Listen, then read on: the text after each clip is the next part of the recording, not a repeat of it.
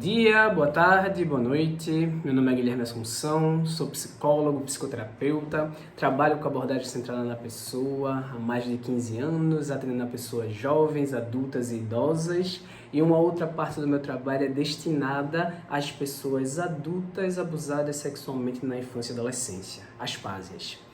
Hoje estamos aqui no nosso 43º episódio do podcast da Lama Luz e eu estou aqui com o pessoal da comunidade na sala do Zoom e a gente vai estar fazendo essa troca aqui, onde eu vou estar conversando aqui, falando sobre os assuntos que eu quero abordar aqui na telinha com vocês, para depois colocar no YouTube e tal. E também estou interagindo com o pessoal da comunidade aqui, que pode fazer algum comentário, alguma coisa assim. E aí depois que a gente tem um episódio, né, sei lá, uns 30 minutos, sempre digo que vai ser menos, né, uns 30 minutos, aí eu vou chegando perto dos 40 e tal. Quando acabar o episódio mesmo, eu fecho aqui a câmera e aí a gente vai ficar continuando, discutindo, aprofundando as coisas que a gente trouxe aqui no episódio lá na comunidade, onde a gente pode, talvez, com mais tempo e mais cuidado, aprofundar em algumas coisas. Então, tenho gostado muito dos episódios por conta dessa troca, não só da troca aqui com vocês, mas da troca aqui com o pessoal. E hoje eu estava querendo falar sobre um assunto que, na verdade, é um pano de fundo de praticamente todas as coisas que eu falo, em todos os episódios, em todas as postagens, em todos os cursos, mas que hoje eu estava querendo enfatizar, né, que é do quanto é possível, sim, a gente superar o abuso sexual. A gente está divulgando, né, a segunda turma do curso da Lama Luz, que vai começar no dia 4 de abril.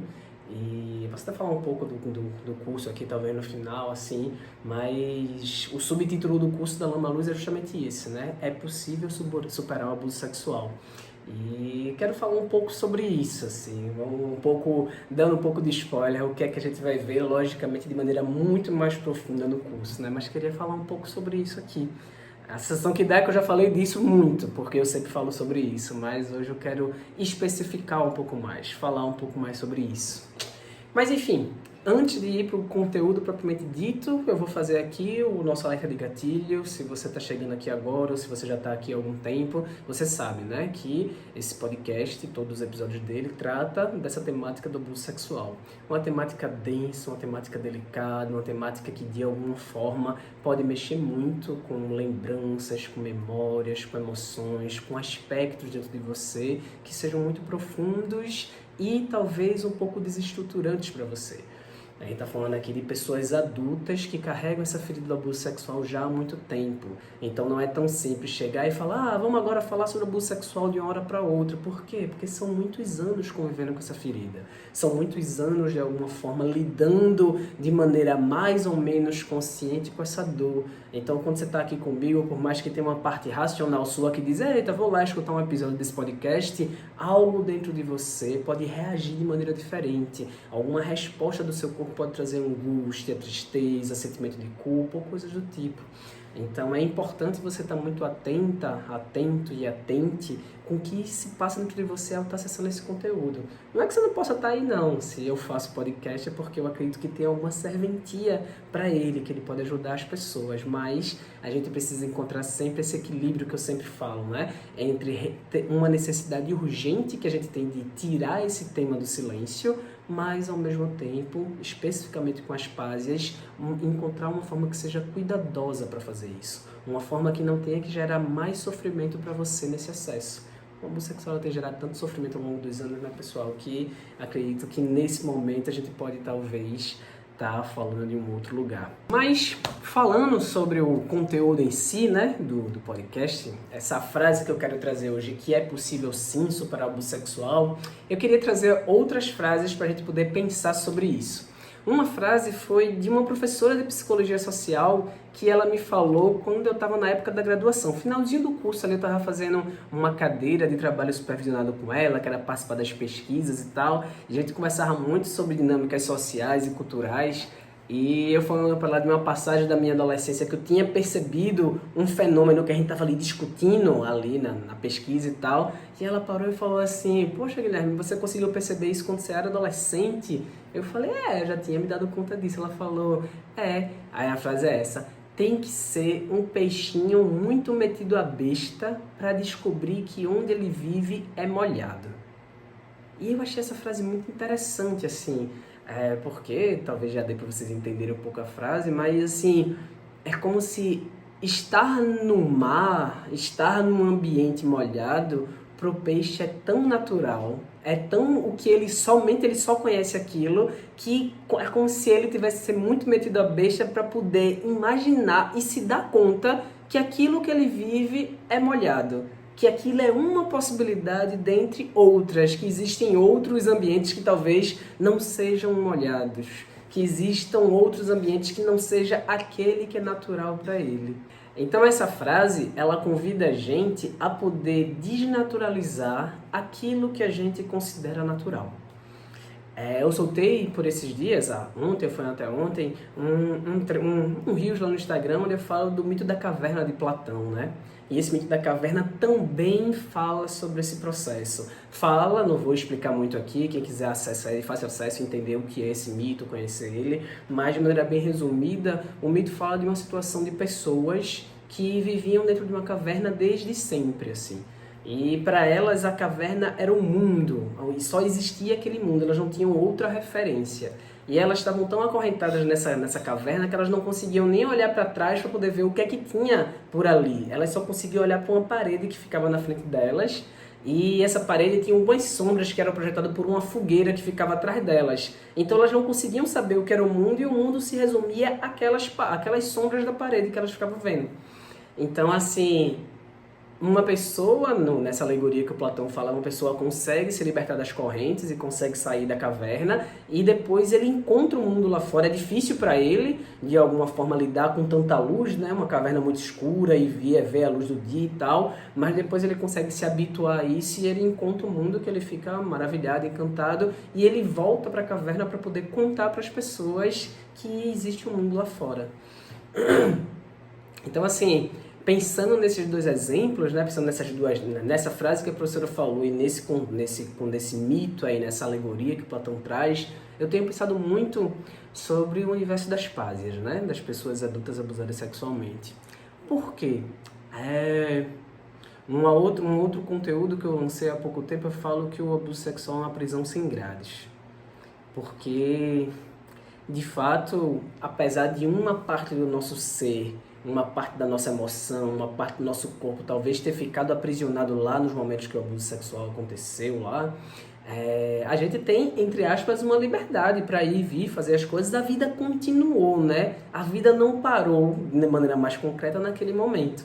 Só que uma parte da gente, para algumas pessoas, uma parte grande da gente, ficou aprisionado naquele lugar. Mas é uma prisão sem grades. É uma coisa que, paradoxalmente, como o abuso sexual não é algo que talvez tenha impedido você de continuar vivendo e você precisou se afastar daquela experiência para sobreviver, então você de alguma forma acredita que ele ficou lá no passado. Só que é justamente porque a gente não consegue reconhecer um aprisionamento que o abuso sexual gerou na vida da gente que a gente corre o risco de passar a vida inteira preso em alguns lugares.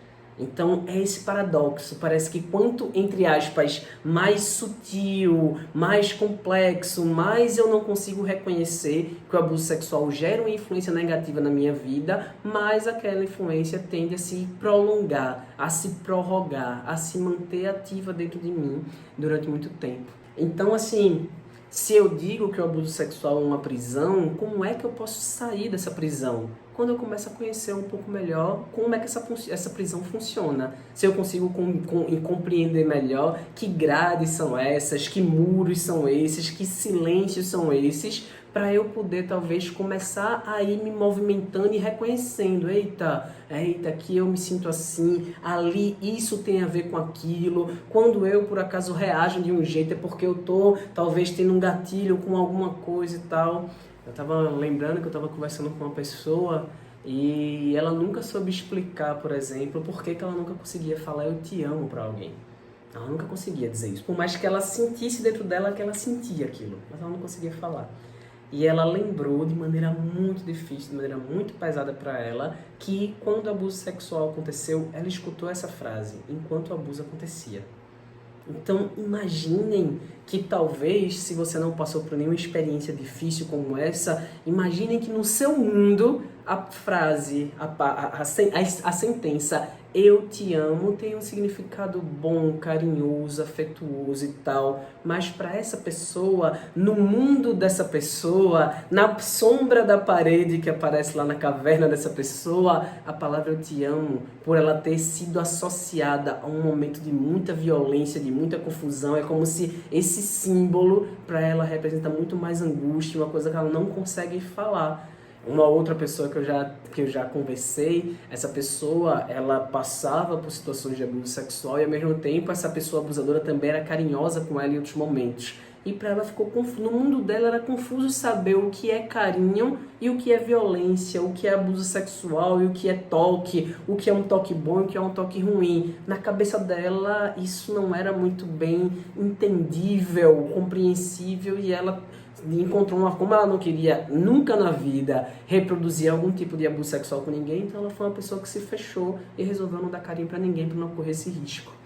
Então assim, é muito importante a gente, enquanto pásia, ou se você aqui é um profissional ou profissional, entender que o mundo de pessoas que passaram por determinados traumas, eles vão ser operados, eles vão se movimentar de maneira muito diferente que talvez não faça sentido nenhum para você. A palavra família, que socialmente, culturalmente tem um peso pra gente, muitas vezes para uma pessoa que foi abusada sexualmente dentro do próprio contexto da família, essa palavra vai ganhar outros contornos, outras dificuldades, outros sentimentos e tal. Então, é muito importante a gente poder ir entendendo esses muros, essas grades, esses eventos, esses detalhes da experiência de cada um, porque se essa ferida não pôde ser cuidada lá atrás, de alguma forma ela continua se prolongando na vida das pessoas e continua exercendo essa influência.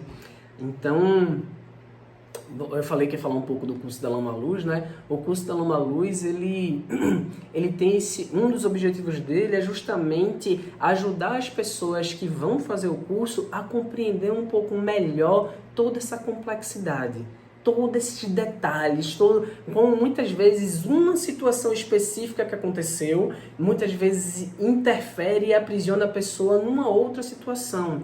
Vou dar um exemplo, um outro exemplo de uma pessoa que eu conversei uma vez. Ela vivia num contexto familiar onde ela sentia que nunca ninguém escutava ela, nunca ninguém escutava ela. E aí, a pessoa abusadora, quando foi abusar sexualmente dela, no momento que estava abusando sexualmente dela, essa pessoa perguntou para ela o que é que ela queria, o que é que ela não gostava, se aquele toque era bom, se era ruim e tal. Lógico, pessoal, isso não é carinho, isso não é respeito. Isso é só uma forma de manipular e de não parecer que o que a pessoa adulta está fazendo é uma violência. Só que para aquela criança que de alguma forma não se sentia escutada, respeitada, ouvida, incluída por ninguém, dos adultos, dos familiares, aquela pessoa que era uma pessoa próxima, que era uma pessoa de confiança, que era uma pessoa que em muitos momentos era afetuosa com ela, quando essa pessoa pergunta para ela sobre o que ela podia fazer ou não, aquilo é como se fosse um sinal de respeito para falar, caramba, como essa pessoa é legal. Só que depois, quando ela vai entender que aquelas falas aconteceram num contexto de violência, ela fica se sentindo muito culpada, muito desorganizada, ela não sabe como lidar com essa experiência, porque para ela foi uma primeira vez que ela se sentiu respeitada, mas ali talvez tenha sido o auge de desrespeito ao corpo dela, à inocência dela, à intimidade dela, ao tempo dela e tal. Então, esse mundo dessa pessoa, esse mundo vai operar sob determinadas dinâmicas e leis que muitas vezes para alguém que não passou por determinadas coisas não vai ser compreensível. Então, cada pequeno detalhe pode interferir de alguma forma. E no curso da Lama Luz é como se a gente pudesse fazer isso, é como se fosse uma compreensão mais ampla de vários aspectos. Lógico que eu não tenho a pretensão, nem nunca teria, de esgotar toda e qualquer possibilidade. Porque se existem inúmeras pessoas que passaram por abuso, cada pessoa vai ter uma experiência muito singular ali e tal, que vai ser de um jeito. Porém, no curso a gente consegue também falar sobre algumas dinâmicas que acabam sendo mais comuns, que acabam sendo um pouco mais generalistas, assim, e as pessoas que têm feito o curso têm gostado muito. Então, assim, falando sobre conhecer um pouco mais, né, essa prisão, Eu fiquei pensando, até quando estava divulgando o curso, eu fiz um raciocínio falando sobre isso. Eu estava pensando que é muito importante a gente entender que o abuso sexual ele acontece numa dinâmica de silêncio, de segredo. É muito importante que a gente entenda isso de cara para a gente poder compreender como é que esse trauma vai se tornar uma traumatização. Eu já falei sobre isso em outros episódios, mas vou retomar de maneira muito rápida aqui. Aprendi isso com a querida psicóloga Ediane Ribeiro e eu gosto muito dela e sempre cito muito ela nos cursos, nas aulas, no podcast, porque para mim é uma pessoa que trabalha com trauma de maneira muito, muito, muito massa, assim. Então, a Ediane ela trouxe pra gente que o problema não é a pessoa ter vivido uma experiência traumática, porque de alguma forma viver dores, passar por momentos desafiantes é uma coisa que acontece na vida de toda pessoa, de todo ser humano, seja criança, adolescente, adulto, idoso. Sentir dores faz parte da vida. Não querer viver uma vida que sem dores não é compatível com a vida. Então o problema não são as dores acontecer. O problema é quando a criança, adolescente ali fica sozinha com aquela experiência traumática. Porque nenhuma criança, nenhum adolescente, eles têm recursos para poder lidar com uma situação tão complexa como, por exemplo, um abuso sexual.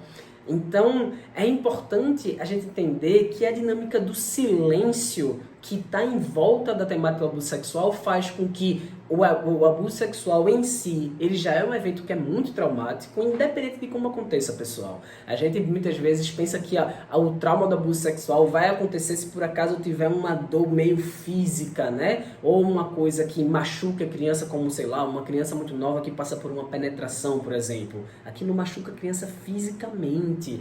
Então, uma criança que é abusada sexualmente com muita violência, com muita ameaça, com bater, com violência física e tal. Então, a gente pode criar algumas imagens de que esse abuso é um abuso traumático. Talvez outro que tenha sido somente uma passada de mão ali, um olhar, uma palavra, uma frase. Ah, não, isso daí nem trauma é. Isso daí é mimimi de gente gente Nutella, né? Gente que não tem do que reclamar da vida e fica criando história. Então, muitas vezes a gente subestima o poder, o impacto que algumas interações que podem parecer menos ofensivas também são abusos sexuais, né? Então, é importante que a gente entenda que o silêncio vai fazer com que esse trauma do abuso sexual acabe virando essa traumatização. Por quê? Porque vai ser um espaço onde a criança não tem recurso para lidar com aquilo e ela não consegue compartilhar com ninguém. Ela não consegue, tal como uma animação que eu passo no curso, tem uma animaçãozinha que eu gosto muito, que é uma menininha tá passando por abuso sexual e ela tá ali já sendo enredada pelas manipulações do abusador e tal, e ela começa a ter um bocado de sintoma e tá muito legal essa animação porque eles conseguem colocar em palavras coisas que muitas vezes não é tão fácil assim para criança. Então, mas tem um momento que uma professora da escola dela percebe que ela está sendo abusada sexualmente e essa professora chega e fala para ela e vai chegando cuidadosamente através de desenhos ali e tal, e vai cuidadosamente sabendo, reconhecendo que ela passou por abuso, e tem um momento que a criança consegue revelar para ela, um momento bem emocionante da animação, onde ela chega para a criança e fala que a culpa não é dela. E a criança chega a ver um brilhando nos olhos da criança, assim, a culpa não é minha, eu não fiz nada, eu não fiz nada. Então, assim, imagina que aquele trauma que foi o abuso sexual estava, assim, enraizando muito na vida daquela criança, a ponto dela não querer, dela não conseguir mais pensar direito, tirar uma nota baixa e tal, não sei o quê. Mas quando ela encontra uma outra pessoa, um terceiro, que consegue ser cuidadoso, acolhedor, que consegue chegar junto, que consegue falar, a criança, de alguma forma, encontra alguém que tem suporte, que tem recurso para poder ajudar ela a lidar melhor com tudo aquilo. Então, eu não posso dizer nunca que essa criança talvez não carregue alguma marca dali em diante, mas o fato de ela, ainda enquanto criança, encontrar uma pessoa que pudesse dizer de maneira tão objetiva e direta e cuidadosa que a culpa não era dela, isso já pode ter uma diferença muito grande na vida dela. Então, é muito importante que a gente entenda que o silêncio é o terreno fértil onde um trauma vai virar uma traumatização que vai seguindo ao longo da vida. Uma traumatização é como se fosse um problema, uma dinâmica mais cronificada, né? Uma coisa que vai acompanhando a pessoa que talvez nem seja tão agudo quanto o momento que for o abuso sexual, mas que de alguma forma vai aprisionando em tantos níveis que também gera muito sofrimento, por mais que não seja uma coisa aguda. Então é muito importante que a gente possa entender essa dinâmica do silêncio, sabe? Onde a pessoa, muitas vezes, guarda esse silêncio de si consigo. Muitas vezes, tal como eu, já falei da minha história inúmeras vezes aqui nesse podcast, eu não tive recursos para poder nem lembrar que o abuso sexual aconteceu. Então eu esqueci, eu deletei isso da minha cabeça. Então, muitas vezes, o silêncio é da gente, é como se a gente guardasse um segredo da gente consigo. E esse segredo e esse silêncio, de alguma forma, faz um outro ponto que eu acho muito significativo. Peraí, antes de ir para o segundo ponto, deixa eu ver aqui o pessoal interagindo na comunidade. Peraí. Tenho a sensação de que falar sobre o abuso é justamente andar por essa gaiola e aos poucos ir derretendo essas grades. O andar no sentido de conhecer e reconhecer não só o abuso, e sim as camadas e consequências dele. Com certeza é isso, né? Quando eu vou falar sobre abuso sexual, eu falo sobre o abuso sexual e seus desdobramentos, né? Então, quando ela fala aqui das consequências, muitas vezes...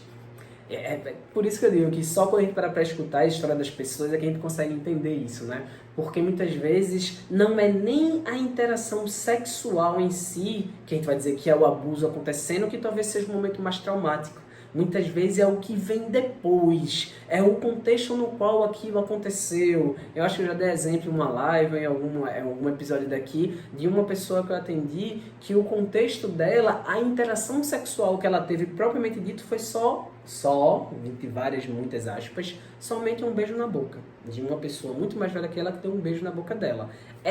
Isso foi a interação sexual naquele momento. Só que o que aconteceu depois disso, quando ela foi contar para as outras pessoas e tal, ali é que a carga traumática se instaurou de vez e o silêncio e tal, tanto que quando essa pessoa chega no atendimento, ela nem reconhece que aquele evento lá teve algum peso para ela, porque parecia ficar tão diluído em tantas outras coisas que aconteceram que a pessoa nem entende. Só na terapia que a pessoa pode olhar e ver realmente como o chão se abriu naquele momento e que dali em diante muitas coisas ruins já puderam acontecer, sabe?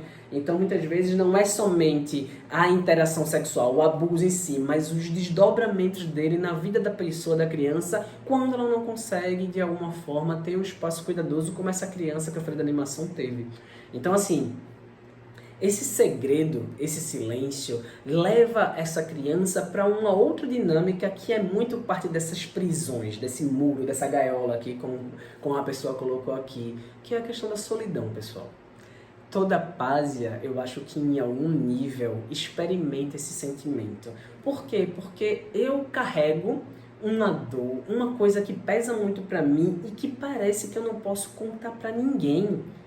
E como é que eu consigo me aproximar das pessoas e conseguir estabelecer vínculos de muita confiança, de muita entrega, de muito afeto e tal, quando eu tenho um segredo que eu não posso compartilhar com elas?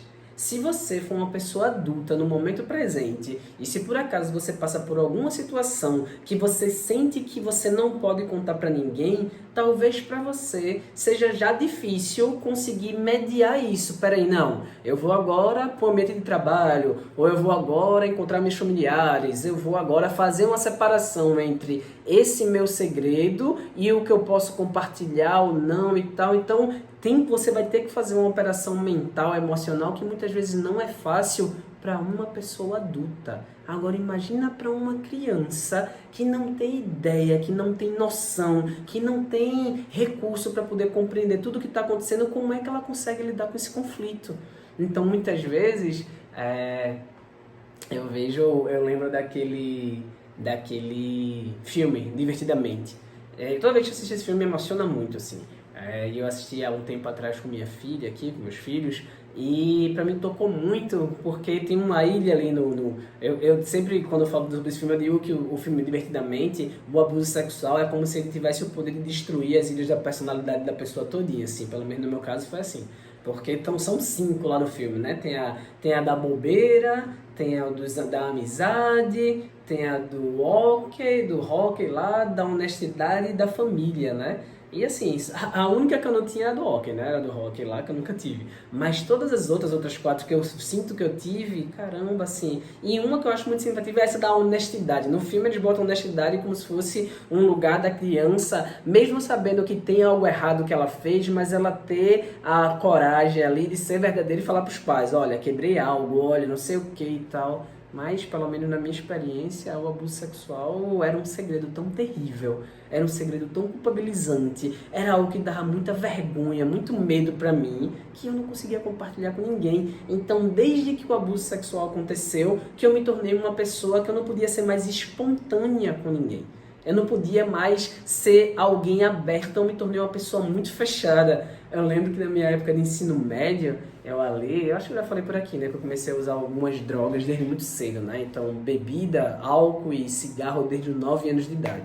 Eu fiz 40 anos, pessoal, esse ano, dia 3 de março, né, fiz 40 anos há alguns dias atrás e eu tenho essa cara de pirrar, como vocês podem perceber aqui no podcast. Agora imagina como é essa cara, volta 31 anos atrás e bota uma cerveja numa mão, um cigarro na outra e imagine uma cena bizarra que é essa criança bebendo e fumando. Então eu me lembro que na época do ensino médio eu tinha algumas amigas que não me conheciam ainda, foi no primeiro ano do ensino médio. Essas amigas a gente tava conhecendo a turma toda e tal, foi num instituto federal aqui de Pernambuco, né? Na época era Cefet.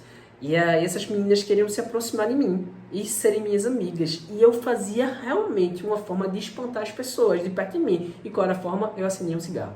Então toda vez que alguém queria conversar, eu dizia, ah, tá, beleza, e aí, como é que é? Acendia um cigarro, tal. As pessoas naquela época não estavam acostumadas com isso, se se afastavam, eu acho que as pessoas percebiam. Como se eu quisesse criar uma cortina de fumaça ao meu redor mesmo, uma blindagem para dizer, por favor, aqui não. Então, a solidão, voltando, o silêncio e o segredo, não poder compartilhar isso com as pessoas, porque a gente não pode compartilhar nem com a gente mesmo, porque é desestruturante, então isso faz com que a gente, de alguma forma, se isole.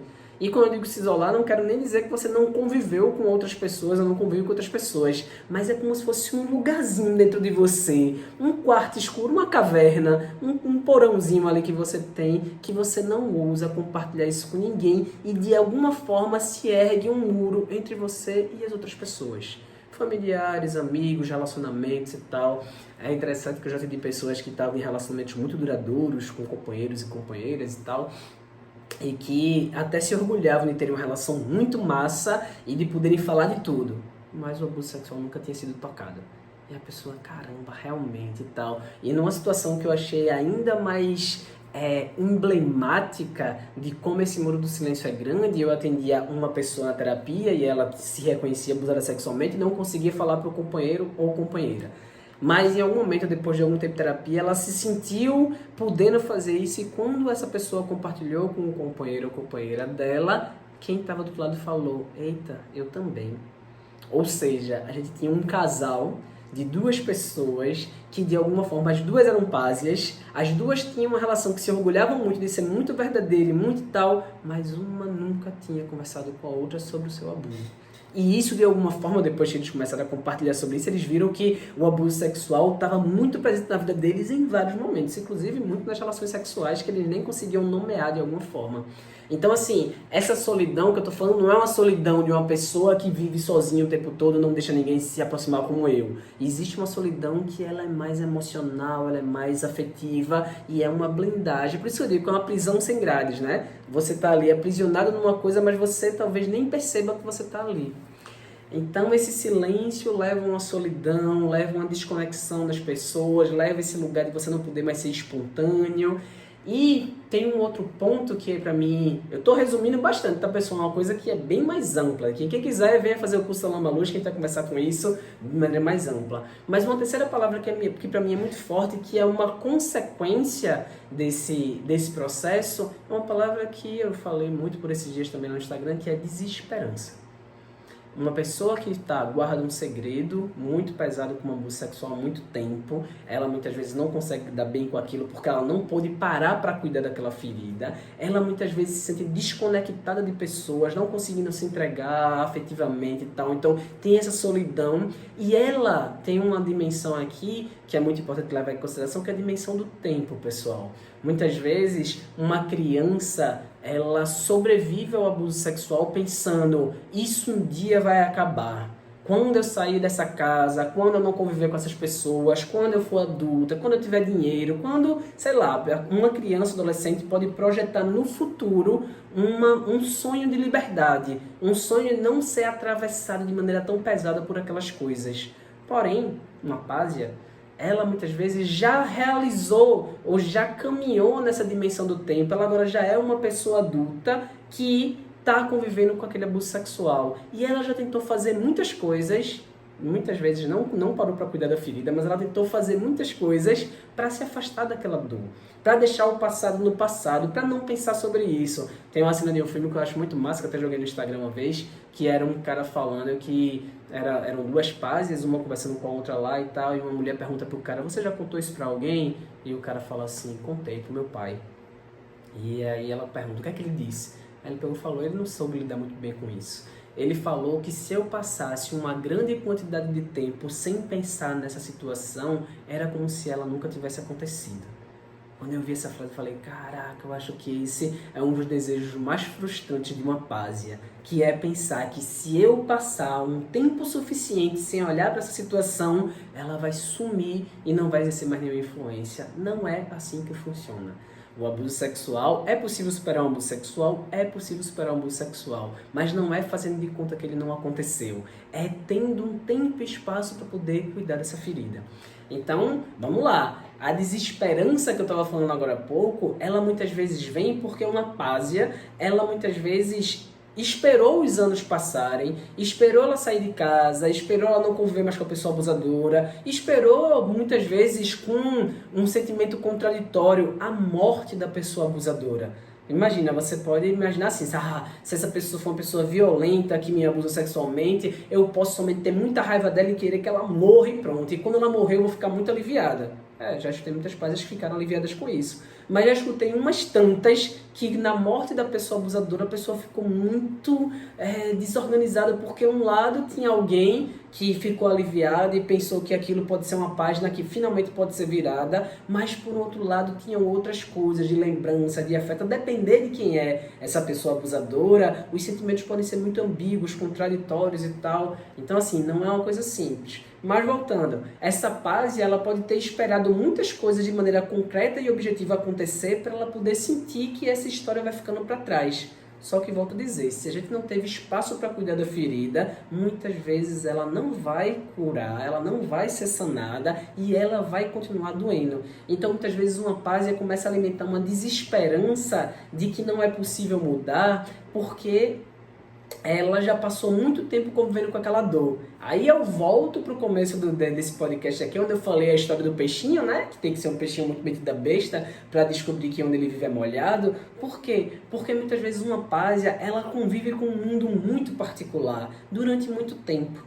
Então ela tem um espaço muito grande na vida dela para poder naturalizar aquilo e começar a acreditar que o mundo é só sofrimento, que as pessoas somente violentam, somente abusam, que eu nunca vou conseguir confiar em ninguém, que eu nunca vou conseguir me abrir, que eu nunca vou conseguir, de alguma forma, não ficar lembrando do abuso sexual toda vez que eu for me relacionar com alguém. Então tem muito tempo que algumas dores doem para ela. E quanto mais esse tempo dói, mais fica parecendo que para ela aquilo é o mundo. Para ela aquilo é a realidade dela, que ela só pode ser aquilo.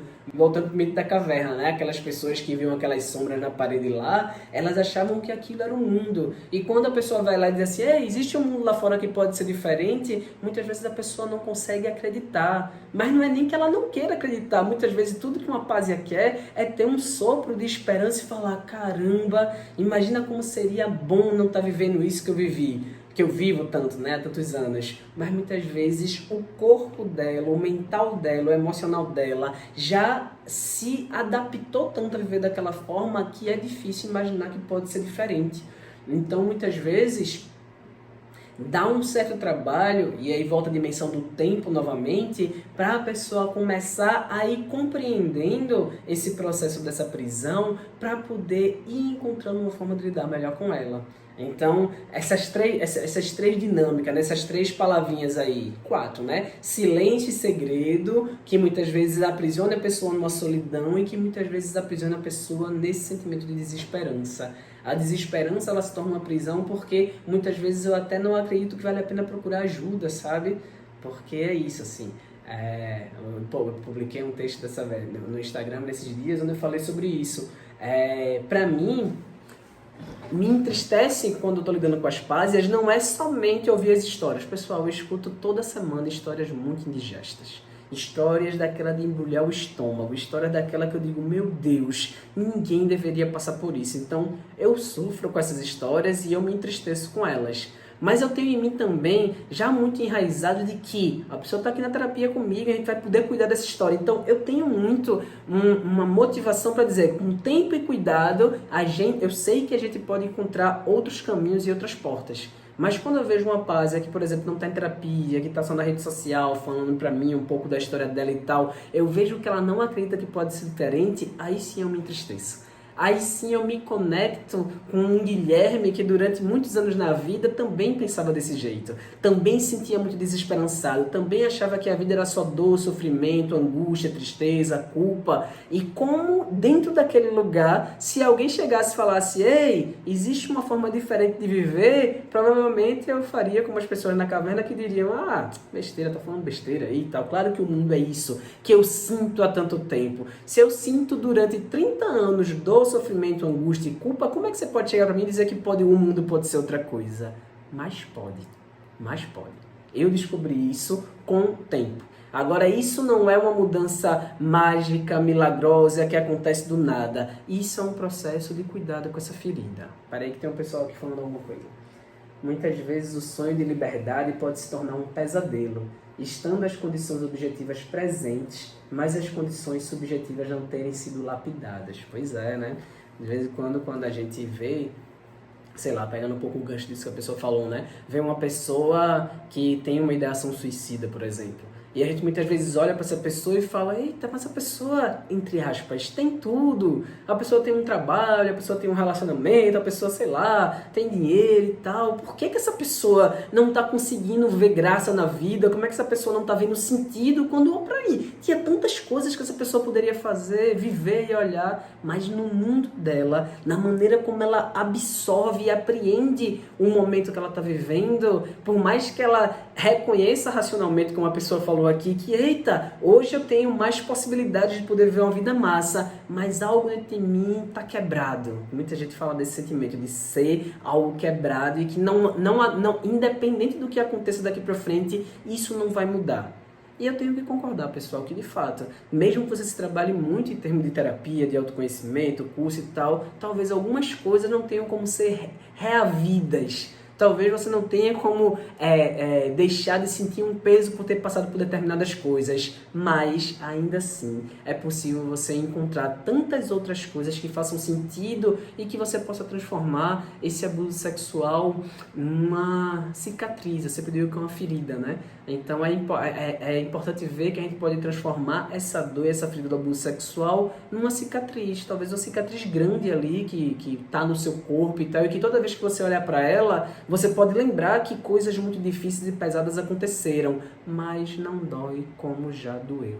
Então, é muito importante a gente entender que isso é possível, mas com trabalho. Se a gente vai entendendo, eu quis fazer essa brincadeira aqui de juntar essas palavras, né? Silêncio, segredo, solidão e desesperança, porque se a gente entende como essa prisão vai sendo construída até chegar no ápice, que é um sentimento de desesperança a ponto de talvez nem querer existir, a gente pode também ir tentando ver como é que a gente pode ir desfazendo isso. Se eu sei o caminho que essa prisão foi sendo construída, eu também posso ir desconstruindo, mas eu preciso de tempo para isso. E o que eu tô gostando muito, que o episódio já tá ficando grande de novo, né? Eu prometo que não vai ser, mas não aguento.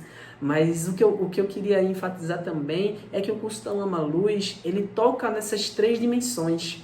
Na dimensão do silêncio, né? Porque se você vai vir fazer um curso somente sobre abuso sexual, saiba, em algum nível de você consigo, você está dizendo e reconhecendo que esse tema é um tema importante. E lá a gente vai ter um curso falando sobre muitos aspectos desse tema. Então, fazer um curso desse tipo é, de alguma forma, sair desse silêncio. O segredo é uma coisa que é importante enfatizar aqui. Se você não se sentir pronta ou pronto para poder verbalizar, seja para mim, seja no curso, seja em alguma aula e tal, que você passou pelo abuso sexual, tá tudo bem, ninguém tem a obrigação de ir além do que sente que é seguro naquele momento. Mas de alguma forma você vai escutar tanto sobre essas coisas, você vai estudar tanto e vivenciar e entender de maneira mais visceral tantas coisas sobre isso, que essa dimensão do segredo vai sendo de alguma forma lapidada, vou usar a palavra que a pessoa falou aqui, vai sendo lapidada de uma outra forma. Deixa de ser um segredo para você só o fato de você fazer o curso. Um outro ponto que eu acho muito interessante é a questão da solidão, né? Porque eu nunca vou prometer para as pessoas que vão fazer o curso que você vai escutar relatos de outras pessoas, porque eu não sei o que é que vai acontecer no curso. Pode ser que muitas pessoas queiram falar das suas histórias, mas pode ser que as pessoas não queiram falar. Eu sempre falo muito da minha, né? Falo aqui e lá no curso eu falo ainda mais. Então, a ideia de você fazer um curso como esse, você que talvez nunca tenha conversado com outra pásia, também é uma forma de você se sentir um pouco menos sozinha ou sozinho, né? Só o fato de eu estar lá falando de um bocado de cliente, de teoria, de atendimento, e você começar a se identificar e falar, eita, eu também sinto isso, eu também sinto aquilo, é você perceber que isso não é um sofrimento individual seu, que muitas pessoas que passaram por algo semelhante com o que você passou, essas pessoas vão se desenvolvendo de maneira muitas vezes bizarras, entre aspas, mas que faz parte daquele processo. Então, só o fato de você estudar e escutar os relatos, você já vai se sentindo menos sozinho diante disso. E, como tem acontecido em todo o curso que eu fiz, desde o ano passado no Pastel da Lama Luz, sempre acontece situações onde as pessoas se sentem confortáveis e seguras pelas condições que eu vou criando no curso, e as pessoas começam a falar também das suas experiências. Isso é um ponto alto do curso também, porque a pessoa literalmente vai saindo dessa solidão, porque agora ela olha e fala, caramba, eu também, olha aquela pessoa que passou por isso, e olha como aquela pessoa lida com isso, e olha também como ela ficou presa e tal. Então,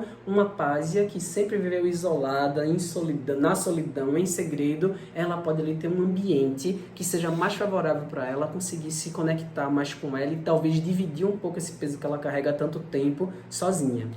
E, diante desse processo todo, da gente poder compreender melhor o que é o abuso sexual, tirar ele do silêncio, do segredo, e você se sentir menos sozinha, é quase como um processo natural. Não é que é natural alguém, depois de muito tempo vivendo silêncio, solidão e segredo, ficar desesperançado, quando essa pessoa começa a ir lidando com essas outras coisas de maneira diferente, pode aparecer uma frestinha. Não vou nem dizer que vai aparecer um sol muito grande na sua vida e que agora você vai ser a pessoa mais otimista do mundo. Talvez não necessariamente, mas talvez ali apareça uma frestinha que te ajuda a ter um pouco mais de esperança. Eu falo da minha situação de superação, dou exemplo de outras pessoas que já superaram e tal. Então, isso que a gente pode acreditar que não é possível, pode começar a parecer possível. Então, a gente pode olhar para isso de uma outra forma. Volto a dizer que eu não vou prometer que se você fizer o curso da Lama Luz, você vai sair de lá, entre aspas, curada do seu abuso sexual. Mas pode ser sim um momento muito significativo de você poder cuidar melhor dessa ferida de maneira ainda mais profunda, ainda mais cuidadosa. E que ainda tem uma outra parte, né? Que eu estou aqui com as pessoas da comunidade.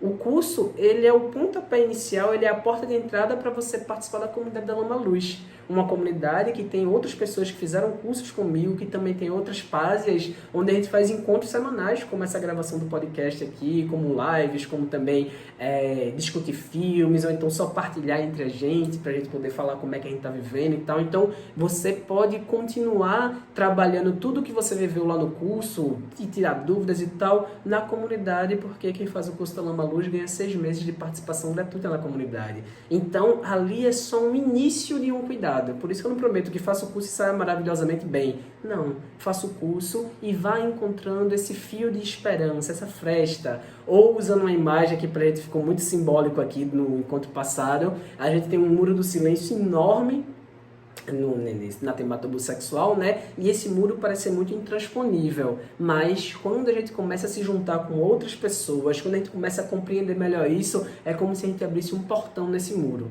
A ideia de abrir um portão no muro para mim ficou muito legal, muito imageticamente bacana, porque eu não tenho que derrubar totalmente o muro, eu não tenho que fazer com que o muro não exista. Esse muro do silêncio, ele existe há séculos, desde que o nosso país foi colonizado, que a gente sofre violência sexual o tempo todo, de todas as formas. Então, não é uma coisa que começou ontem, nem uma coisa que vai acabar amanhã. Esse muro ele vai continuar aí, mas a gente pode encontrar formas de abrir portões desse muro e conseguir transitar de melhor forma por ele. A gente pode abrir esse portão para que pessoas entrem, que a gente possa sair, que a gente não tenha que ficar tão aprisionado, tão reprimido e tão desesperançado nesse muro, sabe?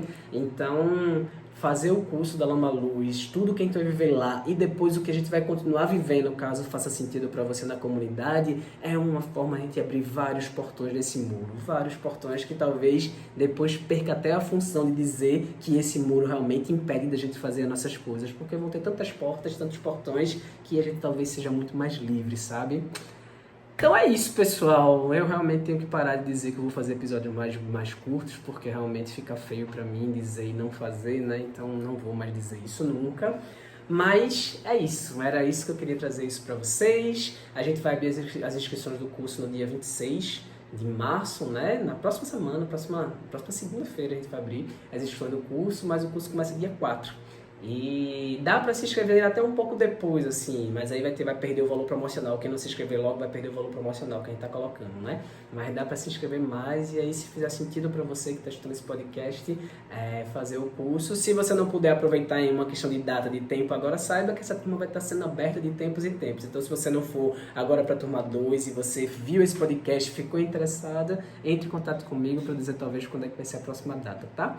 Mas é isso, pessoal. Se você quiser mais informação sobre esse tema, você pode me seguir lá pelo Instagram, né, pelo meu perfil no Instagram, que é o guilhermeassunção.psi, sem tio e sem cedilha, né?